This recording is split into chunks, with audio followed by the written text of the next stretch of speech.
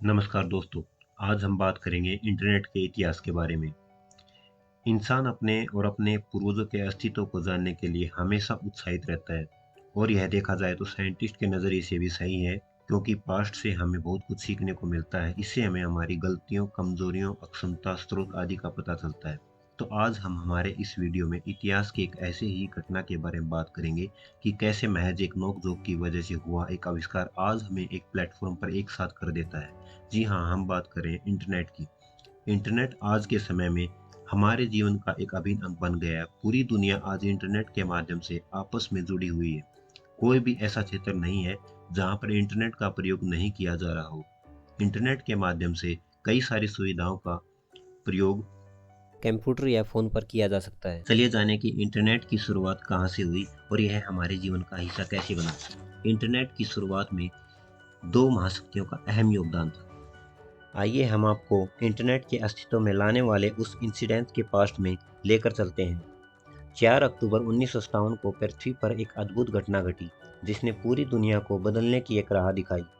इस दिन सोवियत संघ रसिया ने दुनिया का पहला मैन मेड यानी इंसानों द्वारा बनाया गया स्पुतनिक सैटेलाइट लॉन्च किया गया। यह खबर काफ़ी तेज़ी से पूरी दुनिया में फैल गई। अमेरिका को इस खबर से काफ़ी हैरानी हुई, क्योंकि अमेरिका भी काफ़ी वक्त से दुनिया का पहला मानव निर्मित सैटेलाइट बनाने में लगा हुआ था, लेकिन रसिया ने उससे पहले ये कर दिखाया। इस वजह से दोनों देशों के बीच नोक-झोंक शुरू हुई, जो कि बाद में कोल्ड वॉर के नाम से जानी गई। वर्ल्ड वॉर सेकंड के सुप्रीम कमांडर और आर्मी के जनरल dwight डी आइजनहावर 1953 से 1961 तक अमेरिका के राष्ट्रपति थे।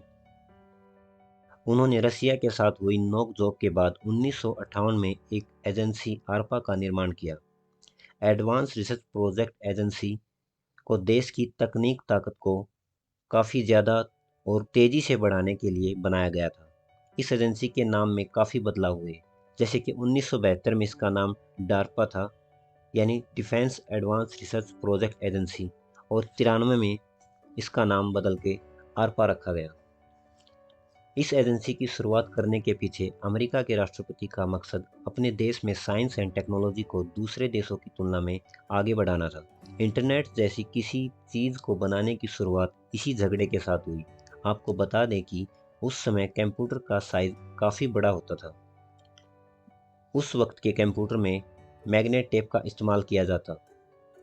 उस समय मल्टीपल कंप्यूटर यानी एक से ज़्यादा कंप्यूटर को किसी एक नेटवर्क से जोड़ने का कोई भी जरिया नहीं था। उन दिनों आरपा तेजी से अपने विज्ञान को विकसित कर रही थी, लेकिन मल्टीपल कंप्यूटर के एक साथ काम न कर पाने की समस्या उनके काम में बाधा डाल रही थी। इस वजह से आरपा ने सोचा कि क्यों न कुछ ऐसा बनाया जाए जिससे बहुत सारे कंप्यूटर को एक साथ एक नेटवर्क पर चलाया जा सके। आरपा ने उस समय एक ऐसी नेटवर्क टेक्नोलॉजी बनाने के लिए एक टेक्निकल कंपनी की मदद ली। उस कंपनी का नाम बीबीएन टेक्नोलॉजी था। इन दोनों का एक मकसद 4 अलग-अलग ऑपरेटिंग सिस्टम वाले 4 अलग-अलग कंप्यूटर को एक साथ एक सिग्नल नेटवर्क के ज़रिए कनेक्ट करना था। इस नेटवर्क का नाम आर्पानेट दिया गया। आर्पानेट दुनिया का पहला ऐसा इंटरनेट कनेक्शन बन गया जिसमें टीसीपी आईपी प्रोटोकॉल यानी इंटरनेट रूल को लागू किया गया। यहाँ टीसीपी का मतलब ट्रांसमिशन कंट्रोल प्रोटोकॉल और आईपी का मतलब इंटरनेट प्रोटोकॉल है। आपने आईपी एड्रेस के बारे में सुना होगा। इसका मतलब यही होता है कि जो डिजिटल एड्रेस की तरह काम करता है, यानी कि कंप्यूटर नेटवर्क से जुड़े डिवाइसों की पहचान करने और उनके बीच डाटा ट्रांसफ़र करने में मदद करता है। आपको बता दें कि पहले कंप्यूटर नेटवर्क विशेष उद्देश्य प्रणाली जैसे एयरलाइन आरक्षण प्रणाली और डिफेंस सिस्टम के लिए समर्पित था। दोनों को 1950 के दशक के अंत और 1960 के दशक के प्रारंभ में डिज़ाइन किया गया।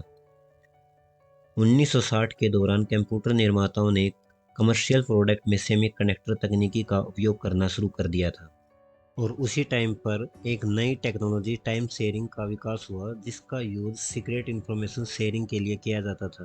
टाइम शेयरिंग ऑपरेटिंग सिस्टम में एक लिमिटेड टाइम के लिए one by one user activate होते हैं। इस प्रोसेस में जब एक यूज़र के पास कंट्रोल होता है तब वह यूज़र एक्टिवेट होता है और सभी यूज़र डीएक्टिवेट हो जाते हैं। यह प्रोसेस इतना फास्ट होता है कि किसी भी यूज़र को यह कभी भी पता नहीं चलता है कि उसको अपने रिसोर्स को किसी अन्य यूज़र के साथ साझा करना पड़ रहा है। आपको बता दें, इंटरनेट की स्थापना का विचार सर्वप्रथम 1962 में प्रोफेसर जेसी लिकलाइडर ने दिया था। इसी कारण इन्हें इंटरनेट का जनक माना जाता है। उन्होंने कंप्यूटर की एक वर्ल्ड लेवल प्रोग्रेसिव चेन की कल्पना की थी, जिसके जरिए डाटा और फंक्शन को तत्काल प्राप्त किया जा सकता था। इंटरनेट की शुरुआत 1969 में अमेरिकी रक्षा विभाग द्वारा आर्पानेट के विकास से किया गया। आर्पानेट को दुनिया का पहला नेटवर्क कहा जाता है। अगले 20 वर्षों तक इंटरनेट का प्रयोग रक्षा अनुसंधान तथा शिक्षा संसाधनों में ही होता रहा। दुनिया भर में इंटरनेट का आना और फैलना आरपा की ही देन है। इसके बाद लगातार इस नेटवर्क सिस्टम को बेहतर बनाने का काम चलता रहा। 1973 में इंजीनियर्स और वैज्ञानिकों ने सोचा कि क्यों न आरपानेट को पैकेट रेडियो से जोड़ दिया जाए। पैकेट रेडियो एक डिजिटल रेडियो संचार मोड है, जिसका उपयोग डेटा के पैकेट भेजने के लिए किया जाता है। पैकेट रेडियो डेटाग्राम प्रसारित करने के लिए पैकेट स्विचिंग का उपयोग करता है। पैकेट रेडियो का उपयोग लंबी दूरी के लिए ट्रांसफ़र करने के लिए किया जाता था। पैकेट रेडियो को अगर आसान भाषा में समझाएं तो इसका इस्तेमाल दो कंप्यूटर को कनेक्ट करने के लिए रेडियो ट्रांसमीटर और रिसीवर का इस्तेमाल किया जाता है। इसकी वजह से दो कंप्यूटर को जोड़ने के लिए किसी फ़ोन लाइन या किसी वायर की ज़रूरत नहीं होती थी। आरपानेट और पीआरनेट को जोड़ने के लिए 3 साल लगातार काम चला और फिर इंजीनियर्स दो कंप्यूटर को एक नेटवर्क के ज़रिए कनेक्ट कर पाए। इसके 1 साल बाद इन दोनों नेटवर्क के सेटनेट यानी कि सैटेलाइट नेटवर्क से कनेक्ट किया गया, जो कि पूरी दुनिया को जोड़ने के लिए काफ़ी ज़रूरी था। इस तरह से उस समय दुनिया भर के बहुत सारे नेटवर्क को एक साथ जोड़ा गया। इस वजह से इसका नाम इंटर नेटवर्किंग रखा गया।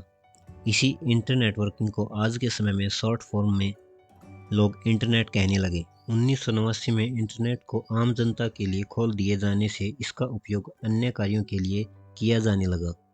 1989 में एक इंग्लिश वैज्ञानिक टिम बर्नर्स-ली ने एक नया सिस्टम तैयार किया, जिसके जरिए दुनिया का हर इंसान कहीं से भी किसी भी चीज़ की जानकारी इंटरनेट पर एक यूआरएल के जरिए ढूंढ सकता है। इस सिस्टम को वर्ल्ड वाइड वेब का नाम दिया। वर्ल्ड वाइड वेब की सफलता के बाद इसमें लगातार विस्तार किए गए और आज के ज़माने में हमारे पास इंटरनेट का विस्तार रूप मौजूद है। इसके बाद 1993 में पहले graphic web browser mosaic software के आविष्कार ने इंटरनेट के विकास में महत्वपूर्ण योगदान दिया। आज कंप्यूटर के साथ साथ phone, smartphone, smart TV, smart watch, tab, camera जैसी बहुत सारी चीज़ों से भी इंटरनेट को जोड़ा गया है। इसी तरह से आने वाले कुछ सालों के बाद हमारे आसपास की लगभग हर चीज़ इंटरनेट से जुड़ जाएगी और लोगों का डिस्टेंस फिर चाहे एजुकेशन से हो या इन्वेंशन से, इंटरनेट मीडिएटर का काम करेगा।